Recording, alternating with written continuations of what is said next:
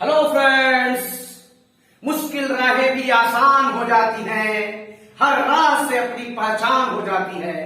जो लोग मुस्कुरा कर करते हैं सामना, किस्मत उनकी गुलाम हो जाती है। कैसे हैं सभी लोग?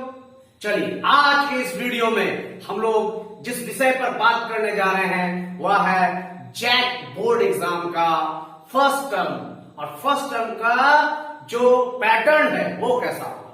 यहां यह बात जान लेनी है हम लोगों को कि जैसा पैटर्न पिछले बार के एग्जाम में था वैसा इस बार नहीं है। इस बार पैटर्न में परिवर्तन है और फर्स्ट टर्म एग्जाम जो नवंबर में होने जा रहा है, ये घोषित तिथि है नवंबर अथवा दिसंबर फर्स्ट वीक, यही आसपास में आपका फर्स्ट टर्म का एग्जाम हो जाएगा। यही पैटर्न आपका सेकंड टर्म एग्जाम जो मार्च 2023 में होना है उसमें भी फॉलो होगा।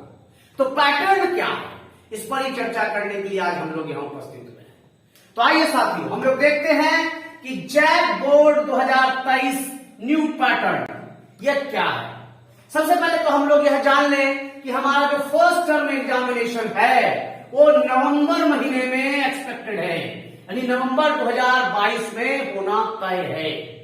सब कुछ ठीक ठाक रहा तो नवंबर के लास्ट में अथवा नवंबर से शुरू होकर दिसंबर के फर्स्ट वीक तक ये जा सकता है ना। तो तैयारी आरंभ कर देंगे, सभी स्टूडेंट्स जमकर तैयारी कर रहे हैं, लेकिन उनके अंदर एक उधेड़-बुन है कि पैटर्न कैसा होगा, परीक्षा कितने नंबर का होगा, किस प्रकार का होगा। इसलिए इस वीडियो को गौर से देखने का प्रयास करेंगे।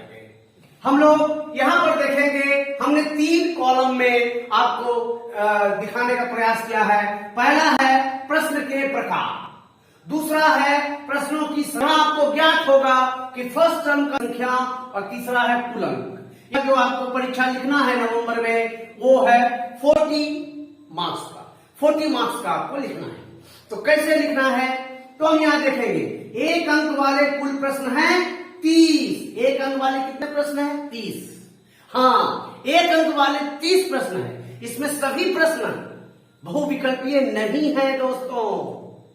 इसके लिए आपको जानना होगा कि 20 प्रश्न ये एमसीक्यू है, यानी मल्टीपल चॉइस क्वेश्चन है। 20 प्रश्न, यानी कि एक प्रश्न रहेगा भारत की राजधानी कहां है, दिल्ली, पटना, जो भी है, 4 ऑप्शन आपको है। तो आप एक जान रहे हैं कि हाँ दिल्ली है, तो दिल्ली ए में है, तो उसको ओएमआर शीट में जाकर उसको गोल कर देना है। ओएमआर शीट पर इसका आंसर देना है। कितने सवाल का? 20 का। तो 20 अंक मिलेंगे आपको, 20 में एक एक अंक करके है तो कुल यहां 20 अंक मिल गए। अब अगला जो पैटर्न है, अगला जो स्टेप है वो हमको जानना है कि 5 सवाल हमारे होंगे जो 1 वर्ड आंसर है। 1 वर्ड आंसर मतलब एक ही शब्दों में उत्तर देना है, लिख करके उत्तर देना है। जैसे अगर सवाल पूछे भारत की राजधानी कहां है, नई दिल्ली, उत्तर हो गया नई दिल्ली, ये आपको देना है। यहां तो इस प्रकार से 5 प्रश्न होंगे और सभी पर 1 अंक ही होगा, तो 5 अंक मिल गए आपको। अब आ जाइए, 5 प्रश्न और होंगे जो 1 सेंटेंस आंसर है, जिसका एक वाक्य में उत्तर देना है। इसी को पूछेंगे कि भारत की राजधानी कहां है, तो आपको लिख देना है भारत की राजधानी नई दिल्ली है। पूरा वाक्य में उत्तर देना है। इसके लिए भी आपको मिलेंगे 1 अंक, केवल 1 अंक। तो आपने देखा कि 20 एमसीक्यू हो गया, 20 अंक, 5 हो गया 1 वर्ड आंसर, 5 अंक, और 5 हो गया 1 सेंटेंस आंसर, यानी एक वाक्य में उत्तर, इसमें भी हो गए 5 अंक। तो इस प्रकार से 1 अंक वाले कुल कितने प्रश्न हुए, तो कुल प्रश्न संख्या हो गए 30, और सब में एक एक है, इसलिए हमको मिल जाएगा 30 अंक, है ना। ये एक नंबरिया, जिसको हम लोग देहाती भाषा में कहते हैं, एक नंबरिया, एक नंबर वाले, 1 अंक स्तरीय 30 प्रश्न है।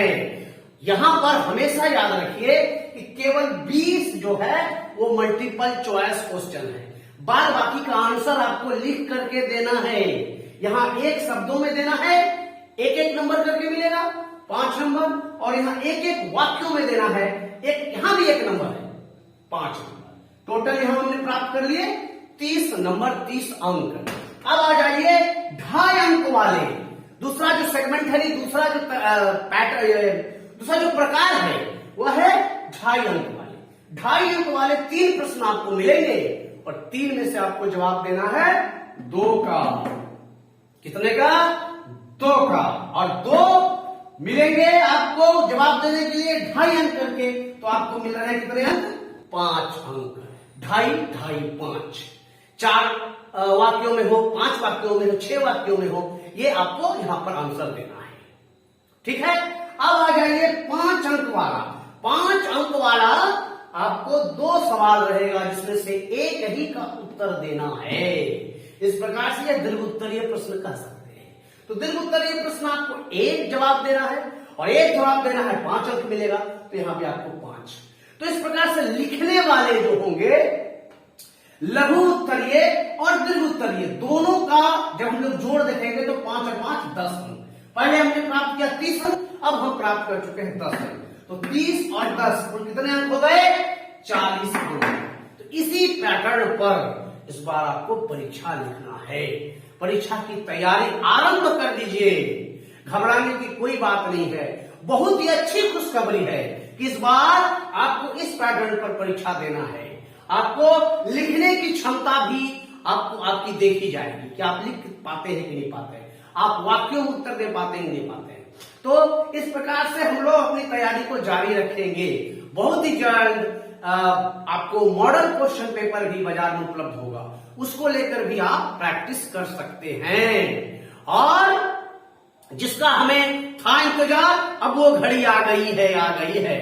अब आप अपने आप को तैयारी में लगा दीजिए। अगले ही माह आपका परीक्षा है, इसलिए बिना कुछ आप इधर उधर भटके सीधा सीधा जो आपका मटेरियल है, जो नोट्स है, उस पर आप फोकस करना शुरू कर दीजिए। बहुत बहुत धन्यवाद।